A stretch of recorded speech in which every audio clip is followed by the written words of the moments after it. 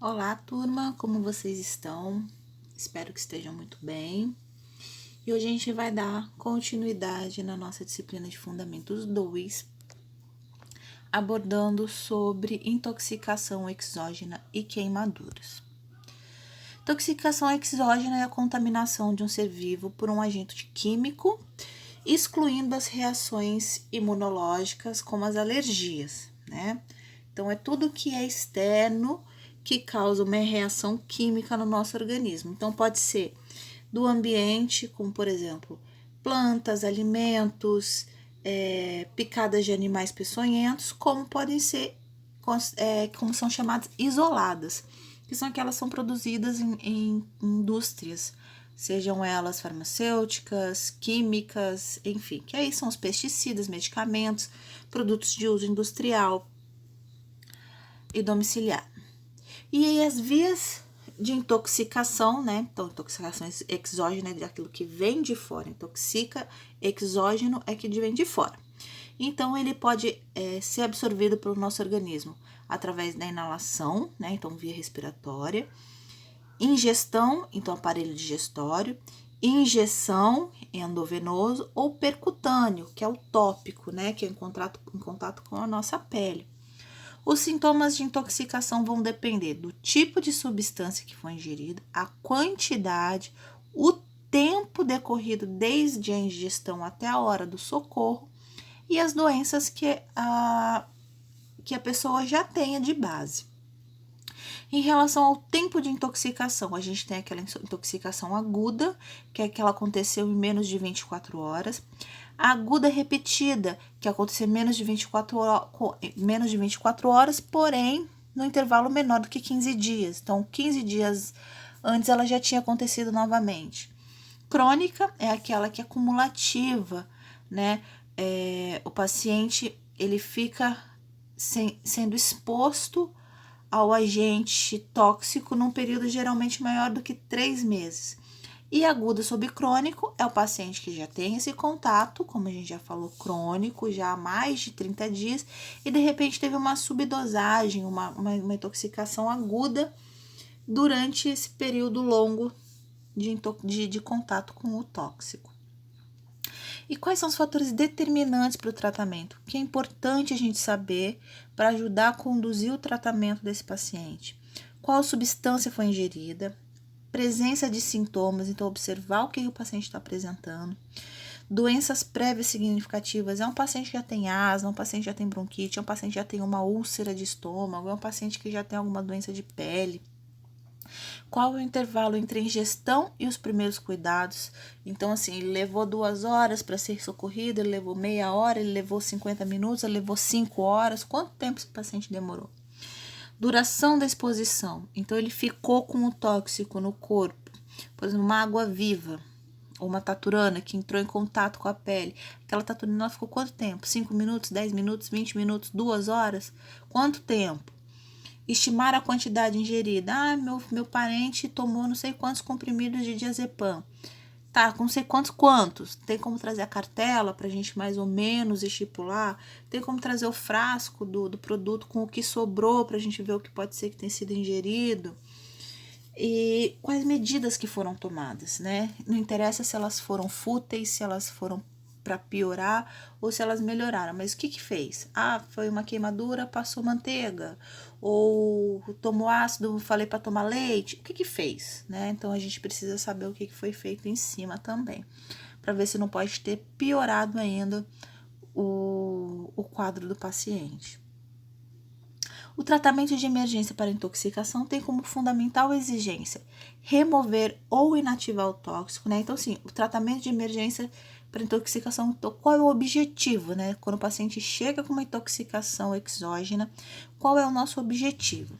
A gente tenta remover ou inativar o tóxico, fornecer os cuidados de manutenção à vida, né? Então, assim, se o paciente chegou lá muito ruim, a gente vai tentar manter ele vivo, administrar um antídoto específico para tentar neutralizar o tóxico e implementar tratamento que acelere a eliminação do tóxico. Então, a gente vai remover ou tentar inativar, fornecer suporte de manutenção à vida, administrar um antídoto e tentar eliminar ele do corpo. Então, em relação aos tóxicos ingeridos, eles podem ser ou alcalinos ou ácidos, né? A gente tem diversos tipos, isso assim é muito específico, muito característico de cada produto. Não cabe a nós, como profissionais de saúde, sabemos a composição desses produtos. O importante é, assim, tentar procurar saber qual é. Hoje, graças a Deus, a gente tem acesso à mídia, acesso à informação, né? A gente consegue fazer uma busca da composição desse produto que foi ingerido, se ele for informado por quem ingeriu ou por quem estiver levando o paciente. Tratamento: manter via aérea pérvia. O que é isso? É manter o paciente respirando. A gente tem que manter o paciente respirando. O paciente que não respira morre, tá? Não adianta o coração tá batendo se o ar não tá entrando. Então, a gente tem que manter via aérea pérvia. São instituídas medidas para estabilizar a função cardiovascular e outras funções corporais. Eletrocardiograma, sinais vitais e estudo neurológico são monitorizados de perto. Tratamento de choque, então tem que observar bem, ficar em cima do paciente, porque qualquer alteração pode ser significativa. São colhidas amostras de sangue para testar a concentração das substâncias ou tóxicos no organismo. Em relação aqui ainda aos tóxicos ingeridos, outro cuidado que a gente faz é fazer a lavagem gástrica, né? Com uma sonda gástrica, a gente passa ela e faz a lavagem com soro fisiológico, né? Faz engavagem o soro, fecha a sonda e depois abre ela novamente e faz ela em sifonagem para drenar o resíduo que tiver dentro do estômago do paciente e drena a substância que foi ingerida e o tóxico. Porém, é importante saber qual foi o tóxico, porque se for algo corrosivo, algo ácido que tenha causado alguma lesão, pode ter causado alguma lesão também na parte de esôfago do paciente. E se a gente passar uma sonda, isso vai comprometer ainda mais o trato gastrointestinal do paciente. Então, é muito importante a gente saber o que o paciente ingeriu, para saber que a gente não vai estar causando mais lesão do que aquilo que ele já tem, tá? Perdão.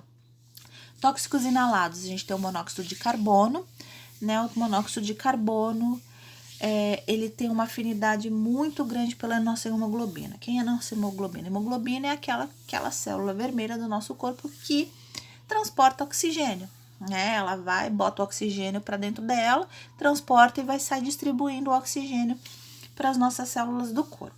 Só que o monóxido de carbono, ele tem uma afinidade 20 vezes mais pela hemoglobina do que o oxigênio. Então, quando vem a hemoglobina, ela se junta rapidinho ao monóxido de carbono e o oxigênio fica ali de lado. Né? Um triângulo amoroso que o oxigênio só fica olhando. Então, o que acontece?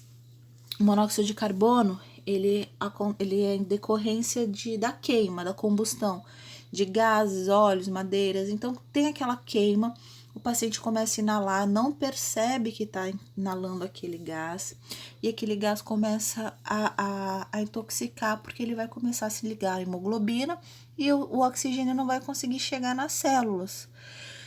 E aí, os principais sintomas que o paciente vai começar a apresentar: dispneia, ele vai começar a apresentar falta de ar, dor de cabeça, cefaleia, confusão mental, porque ele vai ter baixa de oxigênio, então ele vai começar a ficar desorientado, a começar a sentir náuseas, ficar agitado porque ele não tá conseguindo respirar direito, vai começar a ficar fraco, o nível de consciência vai cair, ele vai desmaiar, entrar em insuficiência respiratória e, se não for socorrido, entra em parada cardiorrespiratória.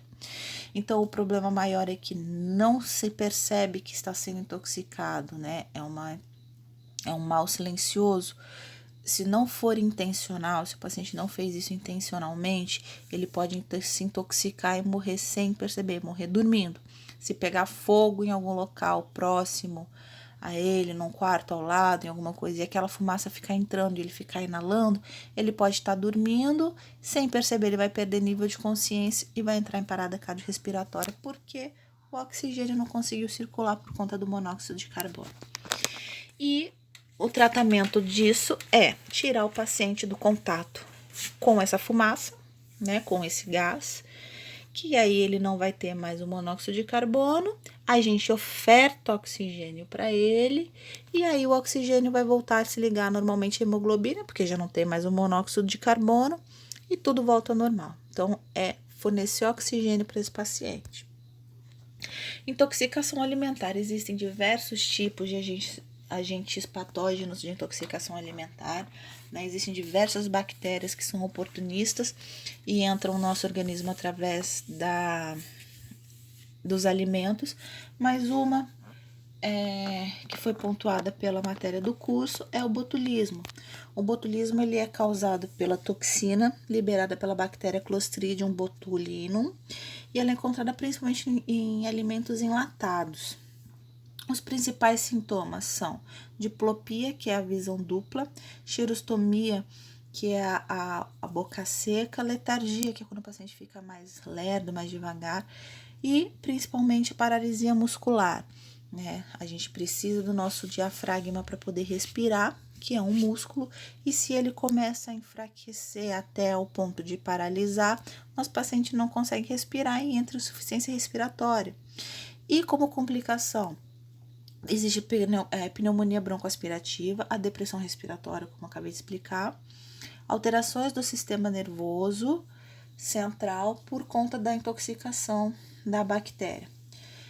Tratamento é tratar os sintomas e procurar o soro antibotulínico e antibióticos, né? Já que uma vez que a gente está falando de bactéria, então a gente consegue combater com antibióticos específicos.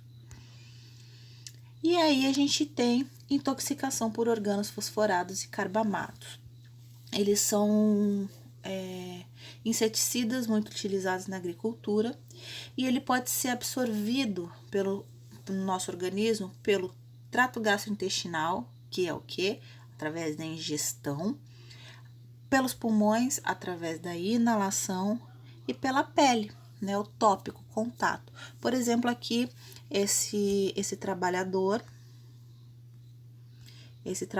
rural é nítida, a gente percebe, olha, ele tá de bonezinho, até que tá de manga longa, mas a gente não consegue visualizar se ele tá de bota, alguma coisa, e ele tá fazendo esse spray, espirrando esse tóxico, esse inseticida nessa plantação. Durante quantos anos ele fez isso? A gente não faz ideia, mas provavelmente muitos. É uma intoxicação crônica, né? Que esse paciente fica em contato. Então, é em contato com a pele, respirado, inalado e ingerido. Porque esse trabalhador, enquanto ele está fazendo isso, pulverizando esse inseticida, ele está conversando com o colega do lado, e enquanto bate um vento e ele, sem querer, ele ingere aquilo, não que ele vá tomar, mas aquelas gotículas, elas vão entrando ao longo da vida dele, enquanto ele vai falando, e aquilo vai intoxicando ele.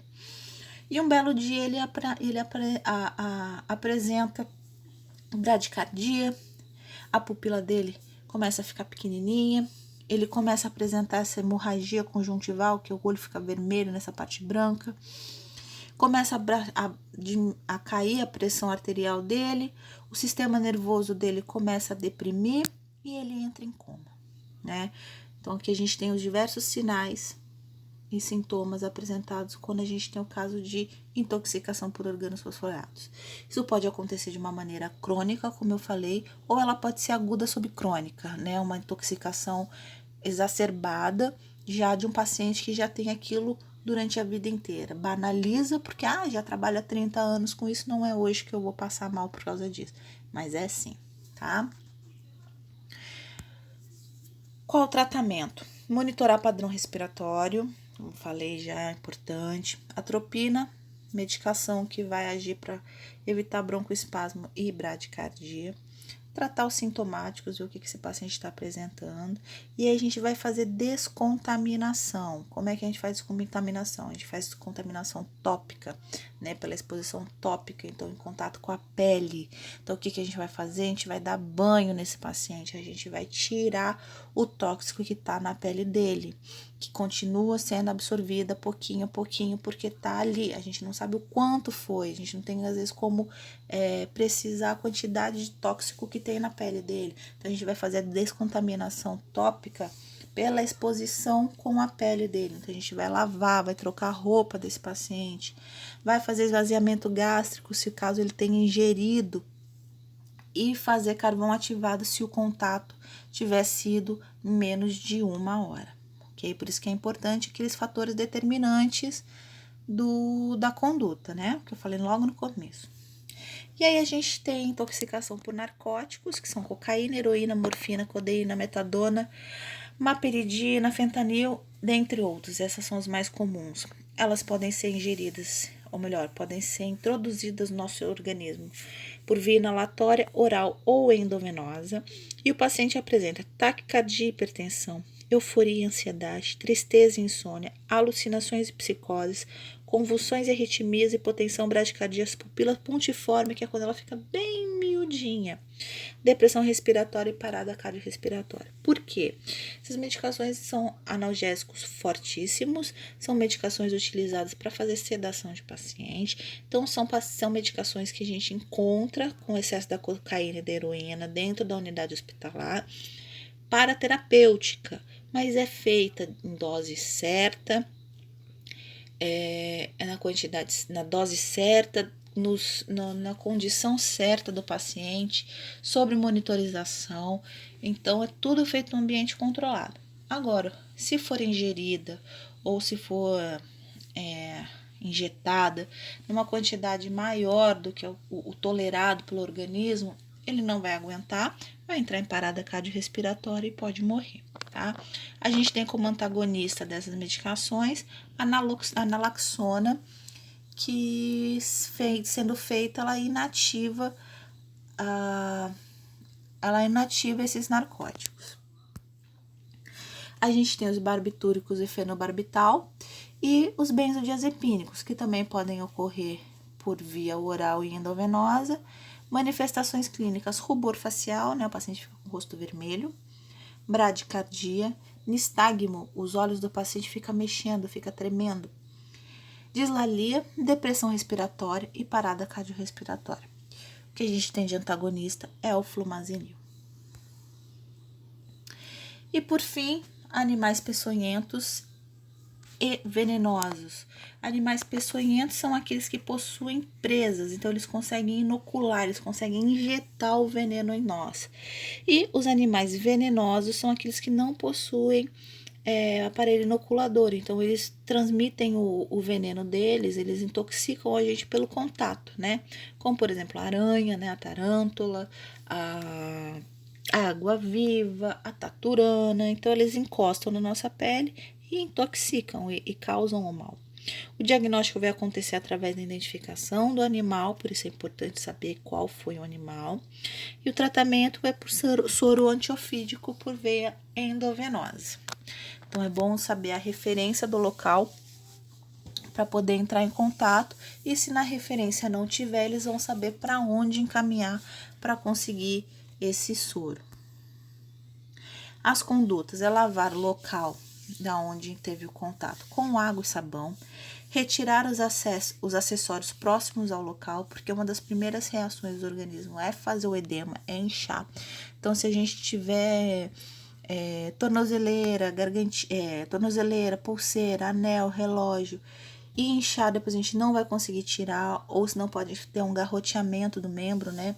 Quando a gente diminui a perfusão sanguínea para a parte mais distal. Não fazer toniquete, né? Que é amarrar para tentar, tem-se a ideia popular de amarrar para fazer com que o veneno não se dissipe para o resto do corpo, né? Só que o problema é que ele não vai se dissipar para o resto do corpo, mas ele pode se expandir naquela pequena região. Por exemplo, se foi picado por um escorpião na mão e a gente fazer o toniquete naquela mão, a probabilidade daquela mão necrosar e perder aquela mão é muito grande, tá? Retirar presas, ferrões e tentáculos com pinça e monitorizar esse paciente para ver se ele não vai evoluir com uma depressão respiratória, né? Uma insuficiência respiratória, uma hipotensão ou choque.